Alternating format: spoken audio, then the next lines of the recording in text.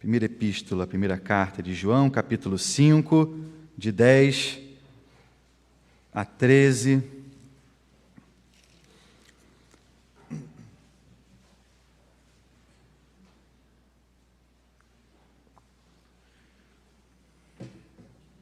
Diz assim a palavra do Senhor. Aquele que crê no Filho de Deus tem em si o testemunho.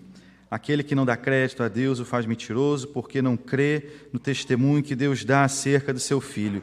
E o testemunho é esse, que Deus nos deu a vida eterna, e esta vida está no seu Filho. Aquele que tem o Filho tem a vida eterna, aquele que não tem o Filho de Deus não tem a vida. Essas coisas vos escrevi, a fim de saberdes que tendes a vida eterna, a vós outros que credes em o nome do Filho de Deus. Oremos, queridos, mais uma vez. Senhor, ilumina os nossos corações, nosso pensamento, para absorvermos, Deus, a Tua Palavra, que ela faça em nós morada e que ela não se detenha tão somente aqui nesse lugar, mas que, como igreja Tua, Deus, possamos espalhar essa boa nova de grande alegria que o mundo tanto carece, precisa, Deus, para a Tua glória, em nome de Jesus. Amém. Vivemos em tempos, queridos, onde há uma grande preocupação com a chamada longevidade. Pessoas desejam viver por mais tempo, e isso parece, por vezes, até um pouco paradoxal se observarmos que, ao mesmo tempo que querem viver por muitos anos, não querem ficar velhos. Em nossa sociedade, cada vez mais, pessoas optam por procedimentos estéticos, cirúrgicos ou não, com o fim de aparentar menos idade do que realmente têm. Artistas, celebridades e até pessoas comuns, buscando alguma forma de viver por mais tempo com uma aparência mais jovial. Em uma reportagem do ano passado, na revista Veja, ela nos mostra que os procedimentos estéticos não cirúrgicos tiveram um aumento de 390% nos últimos 2 anos. Procedimentos como, a reportagem diz, preenchimento, toxina botulínica, peeling, laser, suspensão com fios, são apontados pela revista como os 5 mais procurados. Já as chamadas cirurgias plásticas estéticas, embora não tenham apresentado um aumento significativo, continuam, segundo a revista, com os maiores números absolutos, chegando à marca de 57% de todas as cirurgias plásticas realizadas. Cirurgias, e aí ele diz, como aumento de mamas, lipoaspiração, dermolipectomia abdominal, mastopexia, redução de mamas, são as mais procuradas, então, nessas áreas. E esse cuidado, queridos, pode ser bom ou não, vai depender da motivação, então, agora, que leva o indivíduo a querer viver mais. Mas seja como for, está claro que a maioria das pessoas de nosso tempo querem viver e viver bastante. E para esses, queridos, que desejam, então, viver bastante, muito, que querem desfrutar de uma vida longeva, a Bíblia nos traz uma boa notícia. No texto que nós lemos, observamos que existe algo bem melhor do que qualquer procedimento estético, qualquer tratamento, melhor do que os melhores anos que viermos a passar aqui na terra. A palavra de Deus, ela trata do que nós chamamos de vida eterna. E antes de entrarmos, queridos, propriamente no texto que lemos, é bom entendermos então o contexto dessa carta. A primeira carta de João, ela foi escrita pelo mesmo João do Evangelho, que leva então o seu nome. A sua forma de escrita, as palavras utilizadas, tudo aponta e nos faz crer que, de fato, o autor do Evangelho escreve essa e as outras 2 cartas seguintes. Esse João é o mesmo que no Evangelho de João, capítulo 13, verso 23, ele nos fala assim: ora, ali estava conchegado a Jesus, um dos seus discípulos, aquele a quem ele amava. É o João que esteve diante da cruz quando Jesus foi crucificado. A João que Jesus então agora confia sua mãe Maria para que ele pudesse dela cuidar. Ele também viu e falou com Jesus ressuscitado. Era alguém, sem sombra de dúvidas, queridos, altamente qualificado agora para escrever o que ele e outros haviam ouvido, visto, contemplado, apalpado, como diz nessa então primeira carta de João 1:1, que diz assim: o que era desde o princípio, o que temos ouvido, o que temos visto com os nossos próprios olhos, o que contemplamos e as nossas mãos apalparam com respeito ao verbo da vida. E nessa primeira carta, portanto, João então chama os seus leitores de volta a pelo menos 3 princípios básicos da vida cristã: doutrina genuína, vida obediente e devoção fervorosa. E o texto que nós lemos e vamos trabalhar faz parte então desse terceiro princípio. Ele escreveu a cristãos e dá muita ênfase ao longo dessa carta àquilo que Deus Pai fez ao enviar Cristo, o Filho, oferecendo-se como sacrifício pelos pecados, o verbo da vida, que faz com que as trevas desse mundo agora se dissipem e a verdadeira luz brilhe, como o capítulo 2, verso 8 nos fala.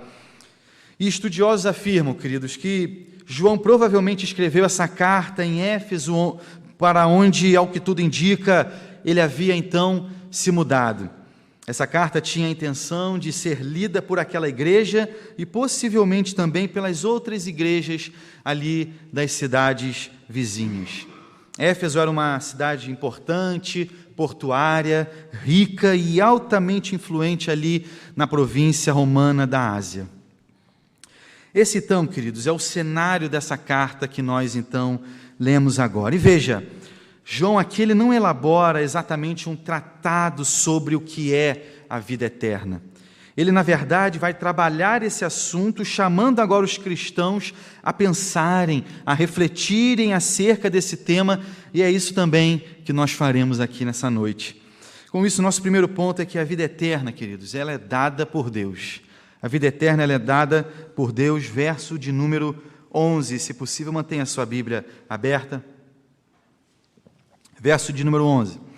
E o testemunho é esse: que Deus nos deu a vida eterna.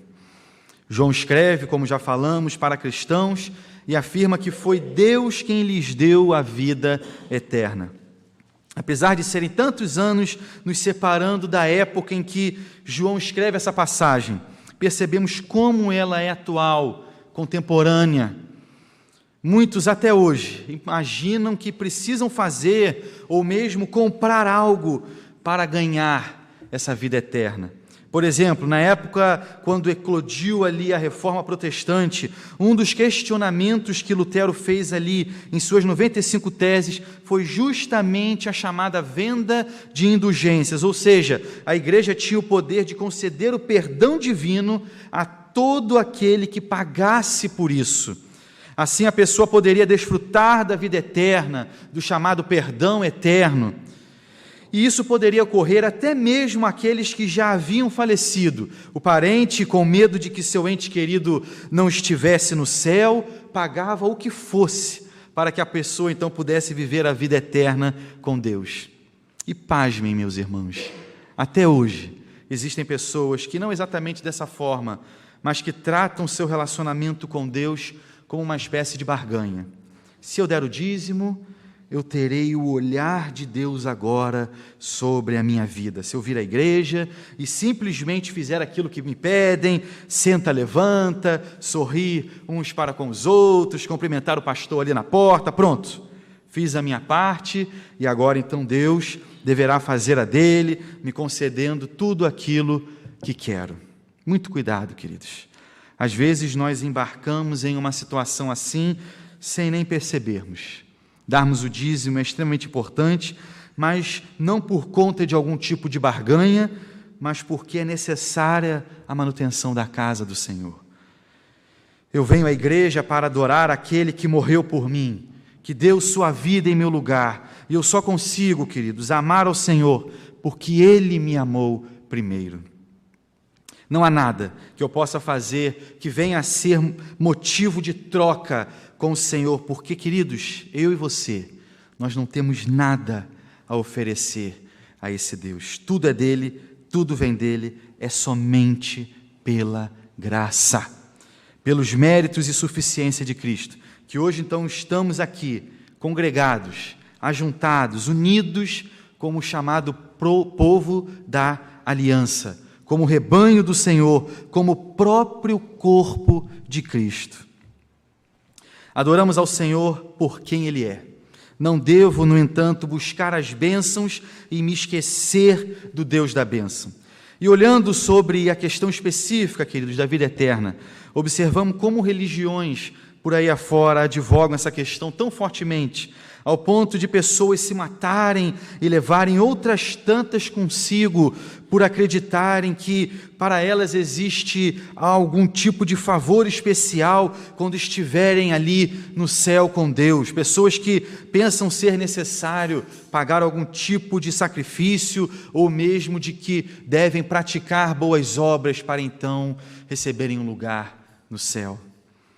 Não, meus queridos, não é preciso pagar nada porque o preço já foi pago.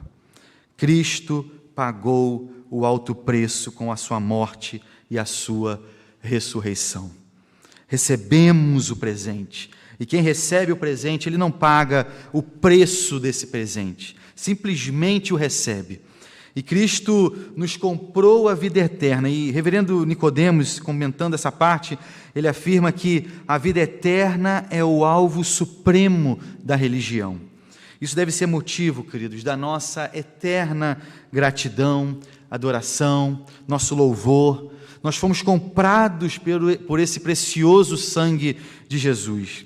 Não há nada que possamos fazer, então, para comprar essa vida eterna. Ela já foi paga e o preço, nós sabemos, foi tão caro, mas tão caro, que nenhum de nós, ninguém, poderia pagar. Só o próprio Senhor Jesus. E assim, nós caminhamos então para o nosso segundo ponto, que é justamente esse. A vida eterna está em Jesus, verso de número 11. A vida eterna está em Jesus. E o testemunho é esse, que Deus nos deu a vida eterna, e esta vida está no seu Filho. João, ao escrever essa verdade, vai ao encontro de tudo aquilo que o próprio Jesus disse a seu respeito. Evangelho de João, queridos, capítulo 11, versos 25 e 26, diz assim: Disse-lhe Jesus, eu sou a ressurreição e a vida. Quem crê em mim, ainda que morra, viverá. E todo que vive e crê em mim, não morrerá eternamente. Crês isto? Ainda, queridos, no Evangelho de João, agora no capítulo 14, verso 6, lemos assim, João 14, 6. Respondeu-lhe Jesus, eu sou o caminho e a verdade e a vida. Ninguém vem ao Pai, senão por mim. Uma evidência clara de que Jesus é o próprio Deus, uma vez que ele não afirma ninguém vai ao Pai, mas ele diz ninguém vem ao Pai. Em outra passagem, ele próprio nos fala, eu e o Pai somos um. E observando esses textos, queridos, fica claro que não adianta buscarmos em outras fontes, a vida eterna está somente em Jesus. Não há fonte da juventude, não há poção milagrosa, não há outro a quem recorrer, não há outro caminho que não seja o de Cristo, e esse crucificado. Quem tem Jesus como seu Senhor e Salvador, tem a vida eterna. Os gnósticos da época de João afirmavam que era preciso mesmo que vencer a prisão do corpo e do mundo pelo chamado conhecimento interior. A esse ensino, portanto, agora João contrapõe, afirmando que a vida eterna é uma dádiva de Deus a todo aquele que crê em Jesus Cristo. É de graça, ao contrário do que defendiam esses gnósticos, de que era preciso, então, agora um esforço humano para se receber. E, além disso, apesar de óbvio, essa vida, queridos, ela é eterna. Ela é justamente o oposto da chamada morte eterna, enfatizada pelo apóstolo Paulo, lá em Romanos 6, 23, que diz assim, porque o salário do pecado é a morte, mas o dom gratuito de Deus é a vida eterna em Cristo Jesus, nosso Senhor. Devemos observar que a vida eterna não consiste somente em imortalidade, mas essencialmente no conhecimento verdadeiro do Pai e do Filho, como João 17,3 nos diz. E a vida eterna é essa, que te conheçam a ti, o único Deus verdadeiro, e a Jesus Cristo, a quem enviaste. Com isso chegamos então no nosso terceiro ponto. A vida eterna já começa a ser experimentada agora. Nós já podemos experimentar a vida eterna.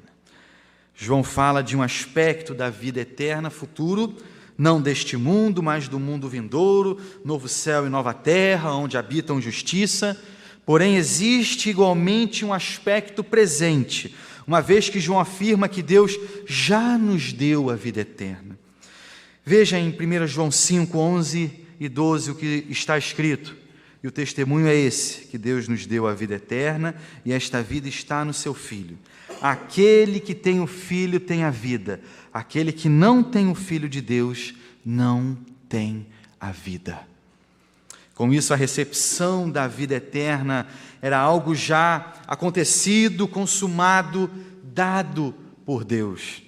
E o apóstolo João, ele não se refere somente à vinda do Senhor Jesus ao mundo, trazendo essa vida, mas também à recepção agora concreta dessa vida mediante a fé. Ter a vida eterna começa, queridos, aqui e agora, quando nós passamos a ter conhecimento do Salvador, de Cristo. Não há vida eterna fora de Jesus. Romanos 5, 21 nos diz: a fim de que, como o pecado reinou pela morte, assim também reinasse a graça pela justiça para a vida eterna, mediante Jesus Cristo, nosso Senhor. E após afirmar, queridos, que a vida eterna está em Jesus, João então agora dá a consequência lógica disso, verso de número 12. Aquele que tem o Filho tem a vida. Sim, quem tem Jesus, queridos, tem a vida. Não é uma pergunta, nem mesmo uma faculdade que a pessoa venha ou não a ter, mas uma certeza que devemos agora internalizar em nossos corações. Tem a vida eterna aquele que tem a Jesus. Muitos de nós, principalmente no início de nossa caminhada cristã, entendem como presunção a afirmação de possuirmos a vida eterna. Mas veja, não é algo que eu ou alguém simplesmente disse. É a própria Bíblia, a palavra de Deus, quem nos afirma e nos assegura isso. Não pense ser presunção de nossa parte afirmar tamanha beleza e graça, mas ao contrário, alegre-se com isso, deleite-se com isso. Se você tem a Jesus, se você apropriou-se dele pela fé, se ele faz parte da sua vida, pode se alegrar, porque você é alguém que já está desfrutando das benesses da vida eterna. Agora, se o seu caso é de alguém que não está muito certo acerca de Cristo, se você ainda não se entregou totalmente a Ele, se você ainda não o vê como seu Senhor e Salvador, não deixe o tempo passar. Receba-o pela fé, arrependa-se de seus pecados e peça urgentemente para que Ele venha agora a fazer parte da sua vida. Somos salvos pela graça, temos a vida eterna, uma vez que Deus, pelos méritos, pela suficiência de Cristo Jesus, foi quem nos deu esse maravilhoso privilégio. E essa expressão, queridos, encontrada no verso de número 12 que lemos agora, ter o Filho, ela significa conhecer a Cristo, confessá-lo, ter comunhão com Ele e permanecer nele. É como se fosse uma outra forma, então, que João usa para explicar o que seria crer em Jesus Cristo. Ter a Cristo é ter a vida eterna. O pastor John Stott escreveu assim: a alternativa ela é clara e intransigente. Não podemos fugir à lógica. A vida eterna está em seu Filho e não pode ser encontrada em nenhum outro lugar. Mas essa passagem, queridos, ao mesmo tempo em que nos fala sobre a vida eterna, estar em Jesus, também nos adverte que quem não tem a Cristo não tem a vida eterna. verso de número 12. Aquele que tem o Filho tem a vida eterna, aquele que não tem o Filho de Deus não tem a vida. Essa pessoa está, queridos, fatalmente perdida. Essa afirmação deve nos direcionar de algumas maneiras. Como igreja, deve ser motivo da nossa constante oração, intercessão, atenção com relação aos que ainda não confessam o senhorio de Jesus sobre as suas vidas. Isso porque nós sabemos que essas pessoas estão caminhando para longe do Senhor. Muito cuidado também com certas atitudes que nós tomamos. Alguns dizem assim: mas Deus já sabe quem vai ser salvo. Por que devo eu me importar com essas pessoas aí fora? Por que me preocupar? Por que até mesmo orar? Perder tempo com elas? Esse tipo de questionamento, queridos, só suscita ainda mais o nosso próprio egoísmo e individualismo. Não fomos criados para nós mesmos. Quando nos convertemos, por que será que o Senhor simplesmente não nos leva, não nos arrebata, nos chama logo para Ele? Por que ainda ficamos aqui, queridos? Porque nós temos essa missão de espalhar essas boas novas, de fazer o seu nome conhecido, de falar do seu amor, da sua fidelidade, de falar do Evangelho que restaura, do Evangelho que transforma, falar do verdadeiro amor, o amor que se sacrifica, o amor que se doa, que não vê a si próprio, mas busca o amor ao próximo. E veja, a nossa vida, queridos, ela é muito curta. Há algumas semanas estive em um velório de uma jovem de apenas 34 anos que deixou 2 filhos e um marido. Era uma crente em Cristo Jesus, por isso nós cremos que hoje ela está com o Senhor, mas a nossa vida, queridos, passa muito rápido. Não sabemos o que nos espera daqui 5 minutos. Não deixe para falar desse amor depois. Entenda o caráter de urgência que é a pregação do Evangelho de Cristo. A Bíblia ela é muito clara quanto à questão da morte. Morre-se uma vez só. Depois disso, todos então enfrentaremos o juízo do Senhor. E o verso de número 13 é a conclusão então daquilo que João discorreu anteriormente.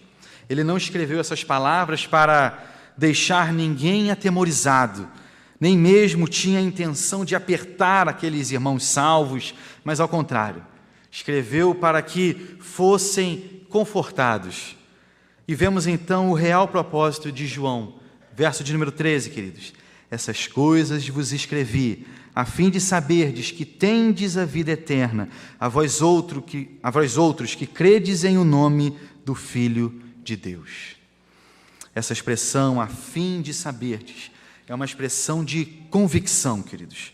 Pode ser entendida também como ter certeza.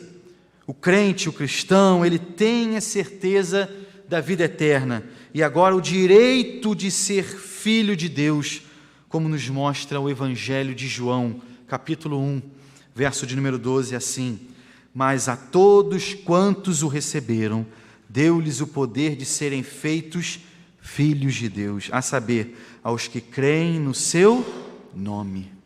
Aos que creem no seu nome.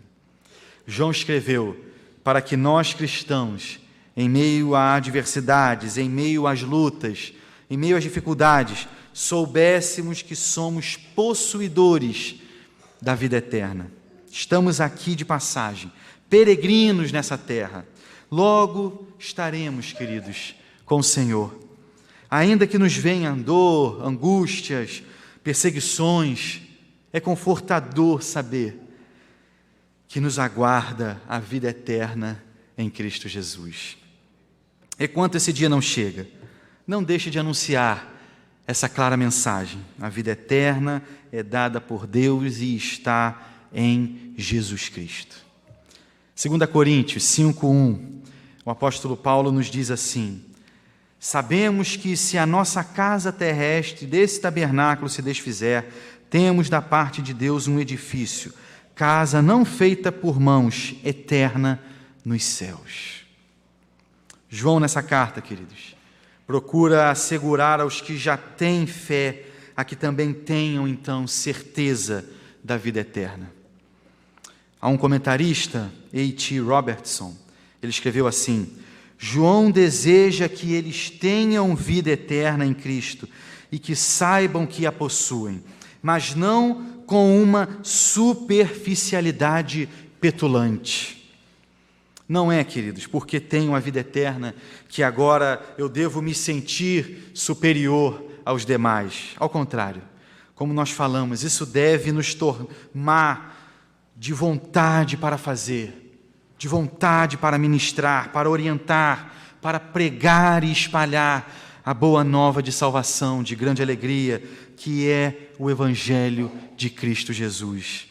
Essa certeza, ela deve nos levar, como igreja, a um estado de alegria, a um estado de confiança, e também precisamos levar os nossos irmãos a esse mesmo estado, visto que somos o próprio corpo deste que se deu, que morreu em nosso lugar, pagando o preço de morte, para que nós agora tivéssemos vida, a vida eterna, em nosso Senhor Jesus.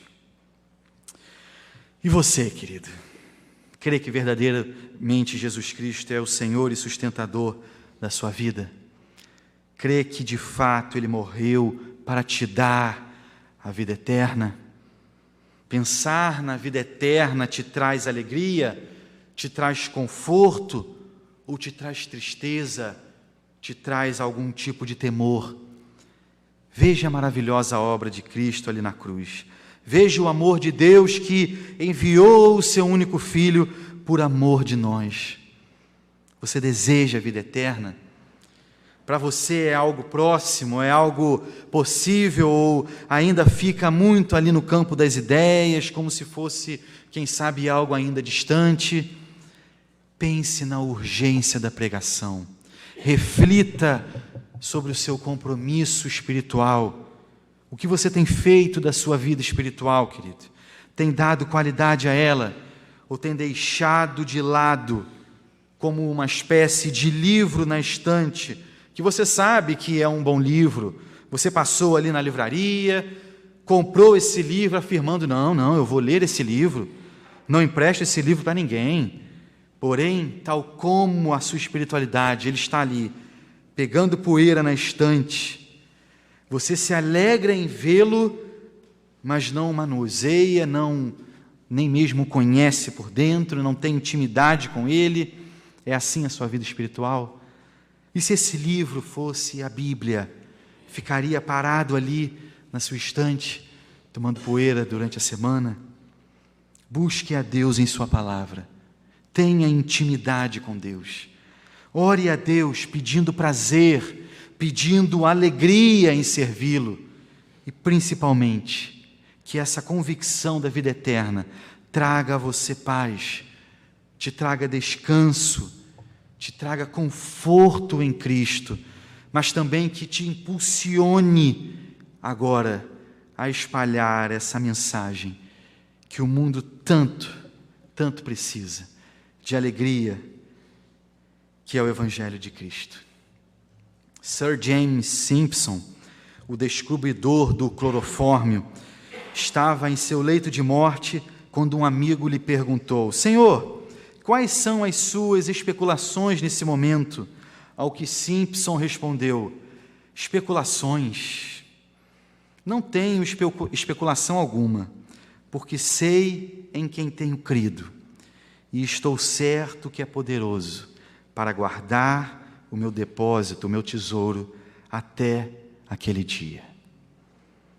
Porque sei em quem tenho crido, e estou certo que é poderoso para guardar o meu depósito, o meu tesouro, até aquele dia, como 2 Timóteo 1,12 nos fala. Vamos orar, irmãos. Querido Deus, que alegria, Pai, saber que não depende de nós a maravilha que é a vida eterna. Ó Deus, apesar de nós, o Senhor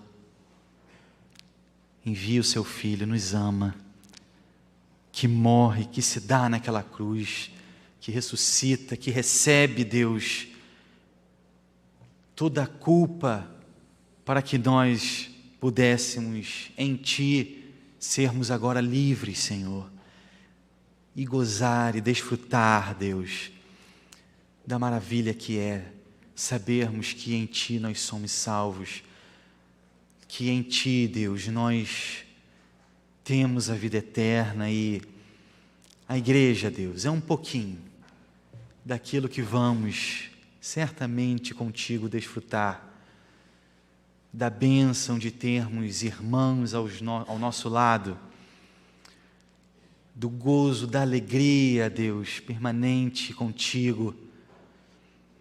Mas que, Senhor, nos encha, Deus, com o desejo de espalhar essa palavra.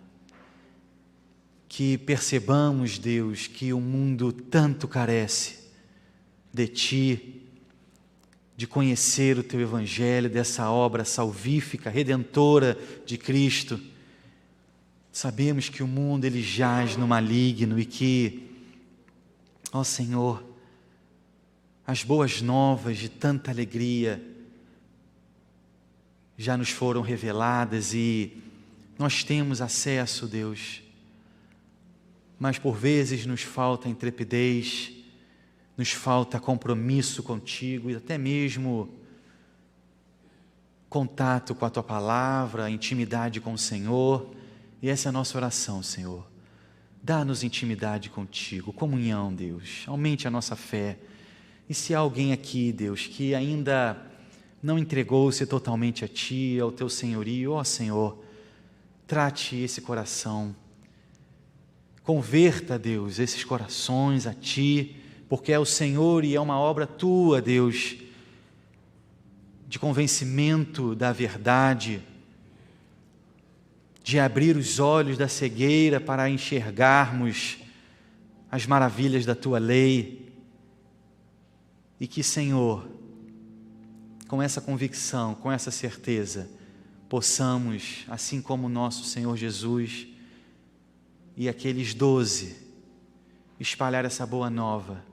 Porque se hoje estamos aqui, Deus, em 2019, nesse bairro, nessa cidade, nesse país, é porque aqueles homens, mulheres, Deus, não se furtaram de espalhar, de falar da Tua palavra, Senhor. Nos dê, Deus, esse espírito, essa vontade, Deus, de que a nossa cidade seja em Ti redimida. Ó Senhor, abençoe, Deus, essa igreja, esse conselho, essa junta diaconal, os nossos pastores.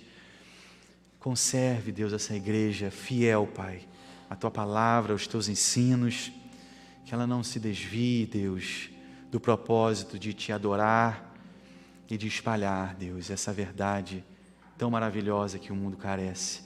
Em Cristo Jesus nós choramos. Amém, queridos.